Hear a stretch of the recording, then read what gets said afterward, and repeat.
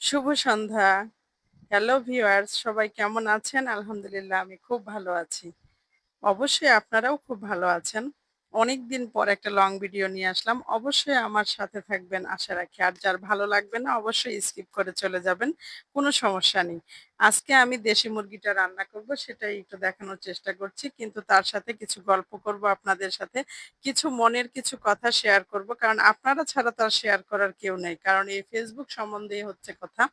আমি জানেন অনেকদিন ধরে কাজ করতেছি। আপনারা যদি শোনেন যে আমি এতদিন ধরে কাজ করছি তারপরও ভালো কিছু করতে পারছি না, আপনারা নিজেরাই তখন আমাকে নিয়ে হাসাহাসি করবেন। কারণ হাসাহাসি করার মতো নেই। আজকে প্রায় আমি ১ বছরের উপরে কাজ করছি। বাট আমার ফলোয়ার্স ৩০০ ৩,০০০ প্লাস, আর কোনো ভিউ নাই, কোনো রিচ নাই। মানে সবকিছুই ডাউন।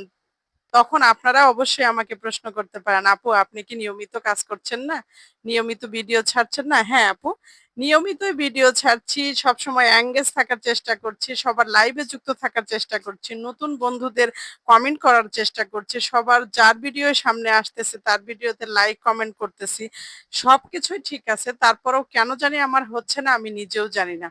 নতুন ফলোয়ার্স যদি ৫ টা আছে, পরের দিন দেখবেন ১০ টায় আনফলো হয়ে গেছে। মানে এরকমই হচ্ছে। সব সময়ের জন্য আমি অ্যাক্টিভ আছি। তারপরও আমার এরকম হচ্ছে।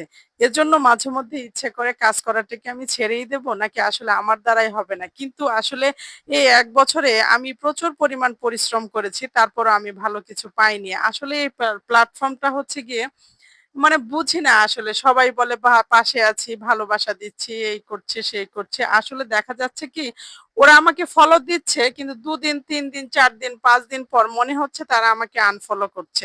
এই রিসেন্ট আমার সাথে একটা ঘটনা হয়েছে। এক ভাই আমার ভিডিও দেখে খুব প্রশংসা করলেন। প্রশংসা করে সে আমাকে ২-৩ টা কমেন্ট করেছেন।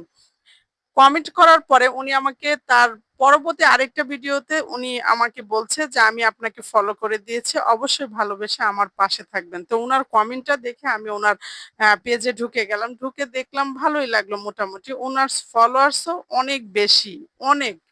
মানে বলার মতো না। আপনার মনে হয় যে আ ১৮ থেকে ২০,০০০ এর মতন উনার ফলোয়ার্স হবে। তো আমার কাছে খুব ভালো লাগলো যে উনি একজন বড় ইউজার, বড় যেহেতু আমার থেকে অনেক ঊর্ধ্বে, উনি যেহেতু আমার পেজে ঢুকে আমাকে একটা ফলো করে দিচ্ছেন, আমার কাছে খুব ভালো লাগলো। আলহামদুলিল্লাহ বলে আমি উনার পেজে ঢুকে আমি উনাকে একটা ফলো করে কিছু লাইক কমেন্ট করে ভালোই লাগলো উনার সবকিছুই আমার। দিয়ে আসলাম। স মনে হয় সকাল ৯ টার দিকে উনি আমাকে এটা করছেন, মানে ফলোটা দিছেন।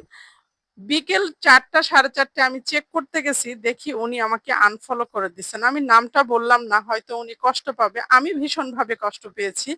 যে এরকম করে তখন আমি বুঝলাম যে বড় ইউজাররা কি এভাবেই কাজ করে নাকি? আমি আসলে বুঝতে পারলাম না। কেন এরকম হয় আমাদের সাথেই? মানে আমি নিজে থেকেই কেন জানি হেল্পলেস হয়ে গেছি। আসলে এভাবেই মনে হয় আমি এগোতে পারছি না।